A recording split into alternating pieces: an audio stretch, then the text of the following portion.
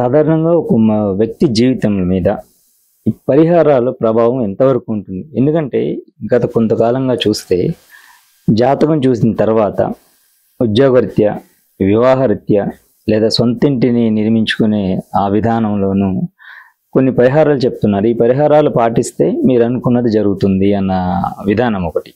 అది ఈ పరిహారాలు నిజంగా వ్యక్తి మీద అంతగా ప్రభావం చూపిస్తాయంటారా? శ్రీ మహాగణాధిపతయే నమః. ఐం మహాసరస్వత్యే నమః. శ్రీ లలితాంబికాదేవియే నమః. మనిషి మీద ఈ పరిహారాల యొక్క ప్రభావము చూపిస్తాయా? 100% చూపిస్తాయి.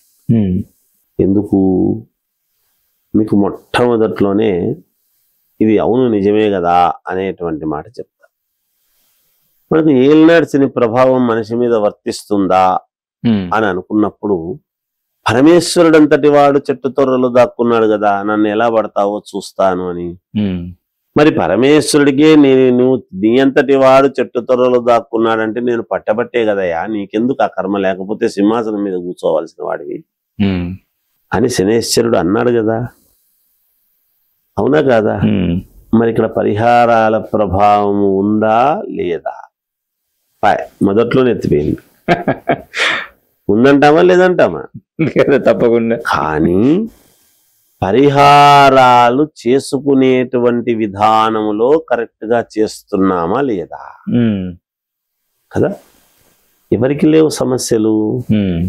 మనము ఏదైనా మనశ్శాంతి కోసం గుడికి వెళ్తాం. ఎన్నో సమస్యలు మనలో మనం కొనుక్కుంటూ కాస్త అలా దేవాలయంలో కూర్చొని, తండ్రి నేనేం పొరపాటు చేశాను, నీవు కదా నన్ను రక్షించాల్సిన వాడివి, నేనంతా ధర్మబద్ధంగానే చేశాను కదా అని ఏవో 4 మాటలు మనం కావాల్సిన చెప్పుకోవడానికని వెళ్తాము. కాసేపు కూర్చుంటాము.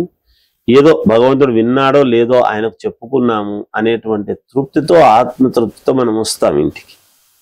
అక్కడే నిరంతరము పొద్దున్నుంచి రాత్రి వరకు ప్రతి భక్తుడు వచ్చేటువంటి వాడికి తీర్థం ఇస్తూ, చేస్తూ, టెంకాయ కొడుతూ, పూజ చేస్తూ, అర్చనలు చేస్తూ ఉండే పూజారికి సమస్యలు లేవా? ఉన్నాయిగా. వాళ్లకు పరిహారాలు ఉన్నాయి కదా. మనకే కాదు, నిరంతరము పూజ చేసుకునేటువంటి పూజారికి కూడా పరిహారాలు ఉంటాయి. ఎందుకు ఉంటాయి? ఇంతమందికి చేయించేటువంటి వాడు తనకు తాను చేసుకోవడానికి సమయం ఉండాలిగా. తనకు తాను చేసుకోవడానికి కూడా పరిహారం అనేటువంటిది చేసుకోవాల్సిందే కదా. అందుకని పరిహారాల విషయంలో నేను ఈశ్వరుడికి అభిషేకం చేస్తున్నాను కదా, పాలు పోస్తున్నాను కదా, నేను పుణ్యంగా చేస్తున్నాను కదా అని అనుకుంటాం. చేసిన పుణ్యఫలం మనకు వస్తుంది. మన కాలికి అయినటువంటి బురద మనం కడుక్కుంటే పోతుంది. నేను అభిషేకం చేసిన దాని వల్ల అదంతకదే ఎవరో వచ్చి కడగరు కాలు, మనం కడుక్కోవాలి. మనము తెలుసో తెలియకో చేసినటువంటి పోయిన జన్మలో పూర్వజన్మ కృతం పాపం వ్యాధి రూపేణ పీడ్యతే అన్నాడు శాస్త్రం. పూర్వజన్మ కృతం పాపం వ్యాధి రూపేణ పీడ్యతే. పూర్వజన్మలో వ్యాధి అంటే ఏమిటి? రోగమనే కాదు. వ్యాధి అంటే ఏమిటి అంటే పూర్వజన్మ అనుభవించాల్సినటువంటి ఫలితాలు ఇంకా కొన్ని ఉంటాయి, అనుభవిస్తూ ఉంటాం. అలా అనుభవిస్తున్నారు కాబట్టే కదా, పూర్వజన్మలో చేసినటువంటి పాప పుణ్యాల వల్లనే కదా పాండవులంతటి వాళ్ళు సాక్షాత్తు శ్రీకృష్ణుడు దేవుడు అనుకుంటుండేటువంటి వాళ్ళు వాళ్లకు బంధువై ఉంటే కూడా వాళ్ళు అనుభవించినారు కదా. మరి భగవంతుడు మాయ చేత ఆ అనుభవం అనుభవించకుండా సుఖశాంతులతో ఒక చోట ఎక్కడైనా ఒక ఇది పండుకొని ప్రశాంతంగా ఉండి జీవితం గడుపుకునేట్టుగా చేయొచ్చు కదా. కాదు, అనుభవించాల్సి వచ్చినప్పుడు ఎవడైనా ఎంతటి వాడైనా అనుభవించాల్సిందే. కాకపోతే ఆ అనుభవిస్తూ ఉన్నప్పుడు కొన్ని కష్టాలు ఉంటాయి చూశారు, అవి పూర్తి ఇబ్బందులు రాకుండా చూసినాడు శ్రీకృష్ణుడు. అపాయంలో పడకుండా కాపాడినాడు వాళ్ళు అది కర్మ ఫలితం అనుభవిస్తూ ఉన్నప్పుడు. అలా అపాయాలు రాకుండా కాపాడి ఆ కర్మ ఫలితాన్ని పూర్తి చేసుకునే విధముగా చేసినాడు. మనం కూడా చేసుకునేది అర్థం ఏమిటి? ఈ పూజలు కార్యక్రమాల వల్ల ఏమవుతుంది అంటే, పెద్దగా మనకేదైనా వచ్చేటువంటి ఇబ్బందులను అప్పుడప్పుడు పూజల ద్వారా, దైవాన్ని అనుకోవడం ద్వారా, భార్యా సమేతుడై ఎప్పుడైతే కూర్చొని ఒక పూజ, ఒక వ్రతం, ఒక కార్యక్రమం, ఒక యజ్ఞం అని ఒక భక్తితో ఎప్పుడైతే చేస్తూ ఉంటామో కొంత వచ్చే జన్మకు పుణ్యాన్ని మూటగట్టుకోవడము, గత జన్మలో చేసినటువంటి పాపాన్ని కొంత తీర్చుకోవటం అనేది జరుగుతుంది. ఇప్పుడు జీతం వస్తుంది, జీతం వస్తే పాతది అప్పు ఎంతో కొంతన్నా కట్టాలి కదయ్యా అంటే, నువ్వు మనం ఎన్ని కష్టాలు ఉండినా ఒక 10,000 రూపాయలు జీతం వచ్చినప్పుడు ఇగో 500 తీసుకో పాతదానికి గాను అని ఇస్తామా ఇవ్వమా? ఇవ్వాలి. ఇవ్వాలి కదా. ఆ ఇవ్వటంలో ఒకటి, ఇంకొక 500 భవిష్యత్తు కోసం ఎత్తి పెట్టుకుంటాడు. ఈ 9,000లో జీవితం గడుపుతాడు. అంటే ఇక్కడ భవిష్యత్తుకి ఎత్తి పెట్టుకుంటున్నాడు, పాత బాకీ తీర్చుకోవడానికి ఇస్తున్నాడు. వచ్చిన 10,000లో ఈ జీవితం కూడా అంతే.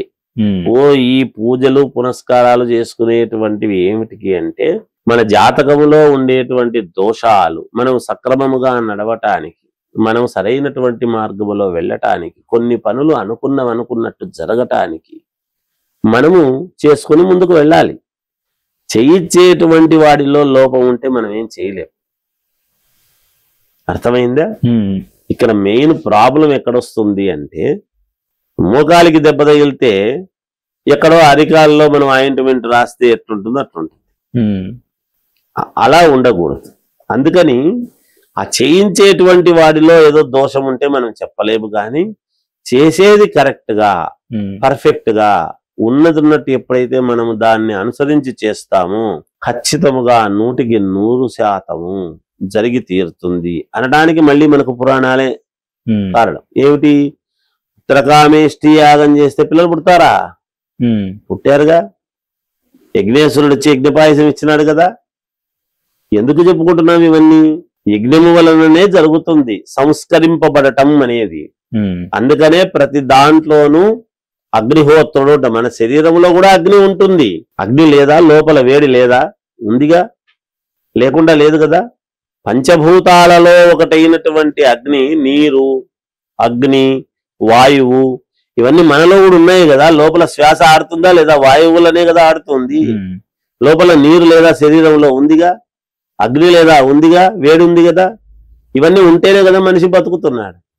అగ్ని సంస్కారము అనేటువంటిది జరుగుతుంది. అందుకే మనం గృహప్రవేశం చేసిన హోమము, వివాహం చేసిన సప్తపది అనేటువంటి చోట హోమము, ఒక ఉపనయనం చేసుకున్న హోమము, ఇంట్లో ఏది చేసినా హోమం అని ఎందుకు పెట్టుకుంటున్నామంటే, అగ్ని సంస్కారము అనేటువంటిది ఎప్పుడైతే జరుగుతుందో పాపాన్ని దహించి వేయటానికి, పుణ్యాన్ని సంపాదించి పెట్టడానికి అగ్నిహోత్రుడు హవిస్సు ద్వారా పైకి తీసుకెళ్లి దేవతలకు మనకు అనుకూలిస్తాడు అని చెప్పేటువంటి దానికి నిదర్శనం. మరి ఇది మనకు చరిత్రనే, అది చరిత్రనే ఉందిగా, జరుగుతున్నాయి కదా. అందుకని చేసేటువంటి వాడు కరెక్ట్ గా చేయిస్తే ఖచ్చితముగా జరుగుతుంది, జరగకుండా పోదు. చేసేటువంటి వాడికి పట్టు ఉండాలి. అందుకనే ఎవరు చేస్తారయ్యా, ఇది ఎవరు చేస్తే మనకు చెల్లుతుంది అంటే, ఋష్యశృంగ మహర్షిని పిలిపించండి అని ఆయన్ను పిలిచినారు. ఆయన అడుగు పెడుతుండగానే సస్యశ్యామలముగా మారింది, వాతావరణమే అప్పుడు మారిపోయింది. అందుకనే కదా మనం పండితులను గౌరవించాలి, విద్య ఉన్న వాళ్ళను గౌరవించాలి, చదువుకున్న వాళ్ళను గౌరవించాలి, వాళ్ళు చెప్పినట్టు వినాలి. ఎందుకు చెప్తున్నాం మనం? ఏ గొప్పతనము లేకుండా ఉండదు కదా. ప్రతి మనిషిలోనూ ముఖే సరస్వతి, ప్రతి వాడిలోనూ గొప్పతనం ఉంటుంది, ఒక కళ ఉంటుంది. ఆ కళను గౌరవించాలి, ఎదుటి వాడిని గౌరవించాలి. మనకు తెలియనిది ఉంటే చిన్నవాడా పెద్దవాడా అనేది కాదు, అతను చెప్తున్నప్పుడు వినాలి, విని తెలుసుకోవాలి. ఇది జరగాలి, ఇది ఉండాలి. ఇది చేసుకుంటే మానవాళి ఎప్పుడు కూడా సుఖ సంతోషాలతో సంతోషంగా ఉంటారు. ఓకే.